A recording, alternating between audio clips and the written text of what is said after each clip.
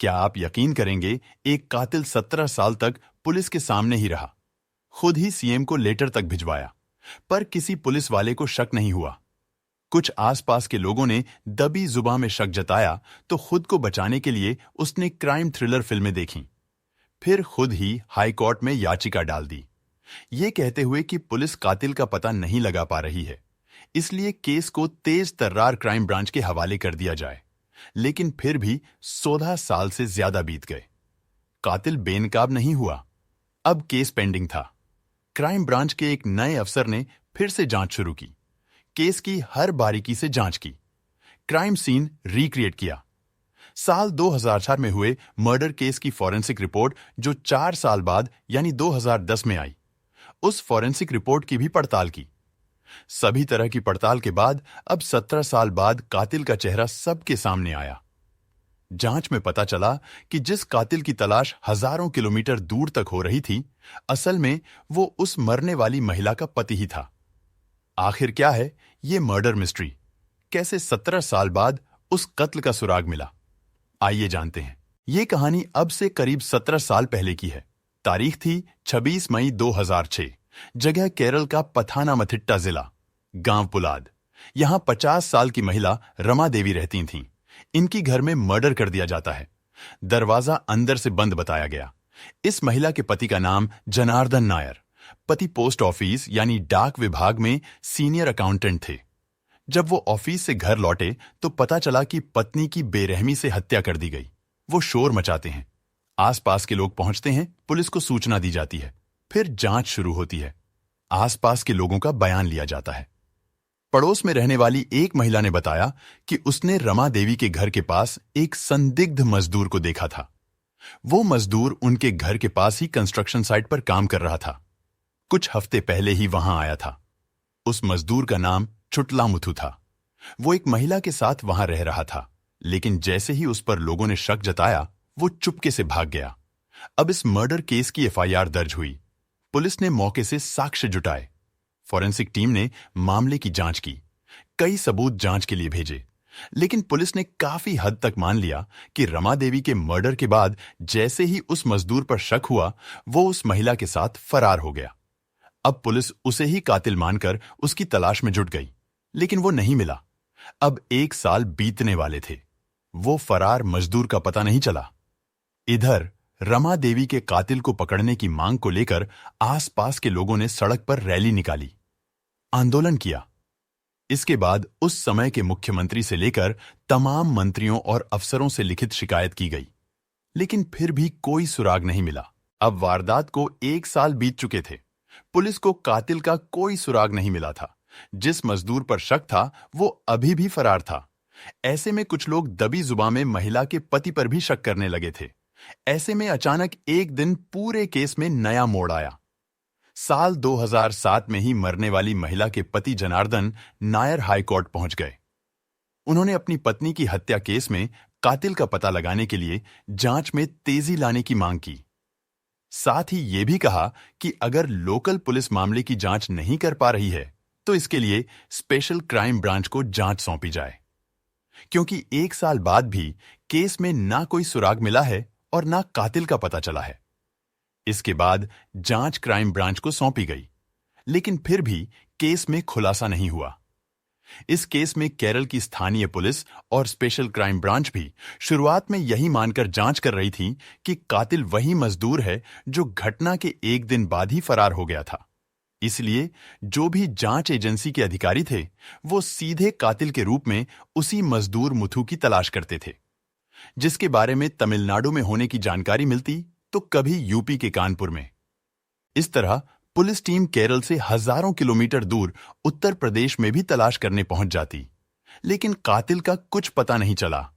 इसके अलावा पुलिस को मजदूर मुथु के साथ रहने वाली महिला के बारे में कुछ साल पहले ही जानकारी मिली तो उसने साफ बताया कि मर्डर में उनका कोई लेना देना नहीं है। मर्डर के करीब 17 साल बाद 11 जुलाई 2023 को केरल की क्राइम ब्रांच ने इस केस का सनसनीखेज खुलासा किया।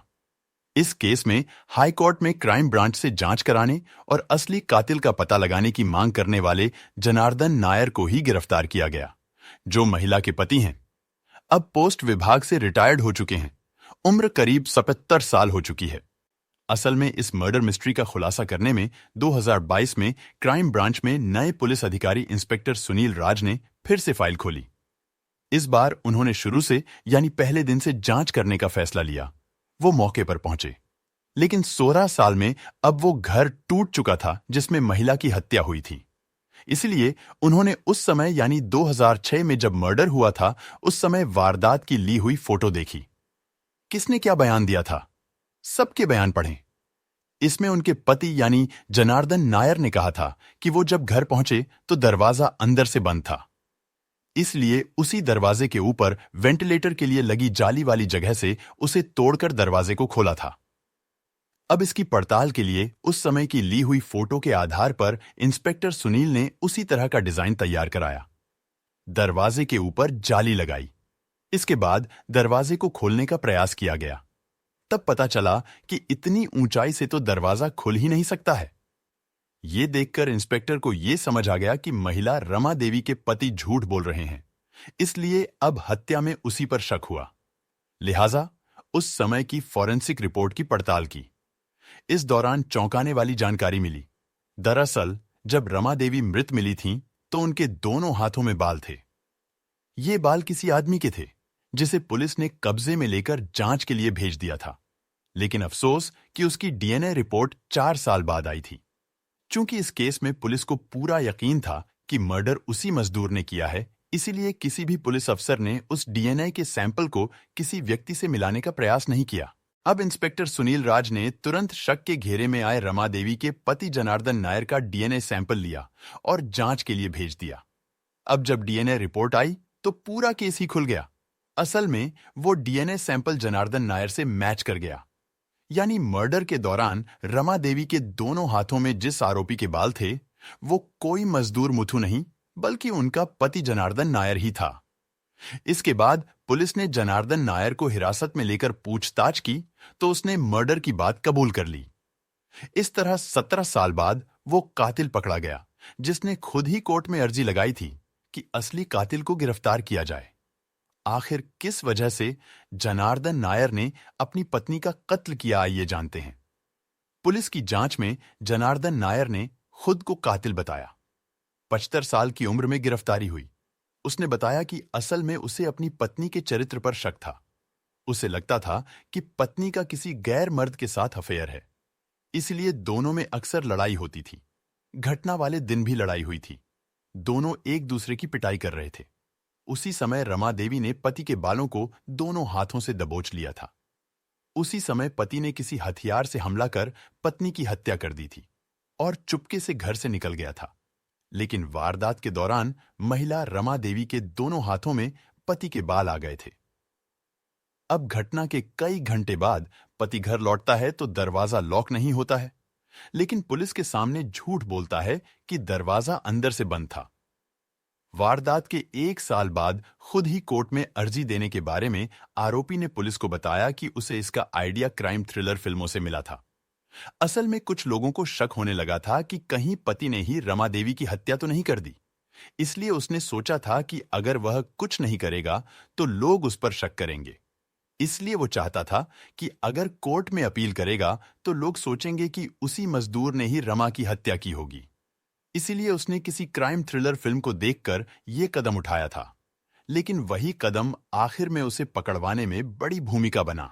अगर आपको हमारी मेहनत पसंद आई हो तो लाइक करते हुए शेयर जरूर करें और चैनल पर नए हैं तो सब्सक्राइब करके बेल आइकन ऑन कर ले।